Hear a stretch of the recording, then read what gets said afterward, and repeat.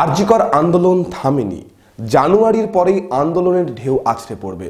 Baharampur ABT অনুষ্ঠানে যোগ দিয়ে আর কি বললেন আরজিকর আন্দোলনের অন্যতম মুখ ডাক্তার অভিজিৎ চৌধুরী।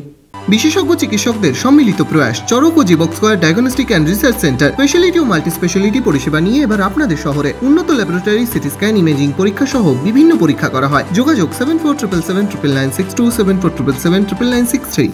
হতাশ হওয়ার কিছু নেই, আরজিকরের আন্দোলন থেমে যায়নি। সবাই নতুন উদ্যমে নামার জন্য তৈরি হয়েছে। শিক্ষক হিসেবে আপনাদের এই আন্দোলনে সামিল হওয়ায় নিশ্চিত করতে হবে নতুন বছরের শুরুতেই সেই আন্দোলনের ঢেউ শুরু হবে।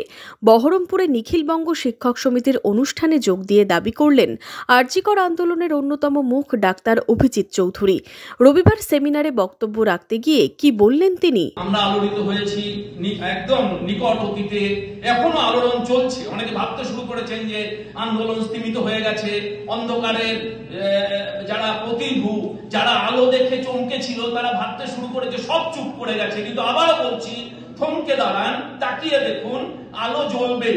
কাজেই এটা ভাবার কোনো কারণ নেই যে সব আন্দোলন আরজিকরের এই দুর্ঘটনা, যে দুর্ঘটনা ঘটানো হয়েছে, আমি এটাকে দুর্ঘটনা বলবো না, অপকীর্তি, যে অপকীর্তি অন্ধকারের যে পশুরা তারা করেছে, তাকে কেন্দ্র করে সাধারণ মানুষ যেভাবে আলোড়িত হয়েছে। আবারও বলছি, চিকিৎসকরা এখানে অনুঘটক মাত্র, অংশগ্রহণকারী মাত্র। তো সমাজের প্রত্যেকটা অংশের মানুষ এভাবে আলোড়িত হয়েছে। তাতে করে আরজিকরের আমাদের বোনের হত্যাকাণ্ডকে কেন্দ্র করে যে আন্দোলন গড়ে উঠেছে সারা রাজ্যে, সে আন্দোলনের দিক এবং দিশা কিন্তু শুধুমাত্র আরজিকরকে কেন্দ্র করে অথবা এই গত এক মাসে, গত দেড় মাসে আমরা কি করলাম তাই দিয়ে পরিমাপ করা যায় না।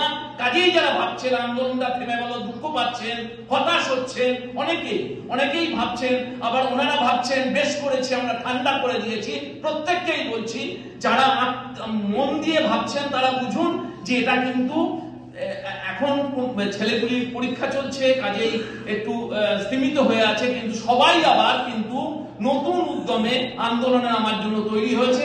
এবং শিক্ষক হিসাবে এবং সমাজের বিভিন্ন অংশের মানুষের প্রতিভূ হিসাবে আপনাদের অংশগ্রহণ সেখানে নিশ্চিত করতে হবে আগামী দিনগুলোতে। এবং তৈরি থাকুন, জানুয়ারির পর থেকেই সেই ঢেউটা আবার সে আমাদের প্রতিটা জনপদে এসে পড়বে।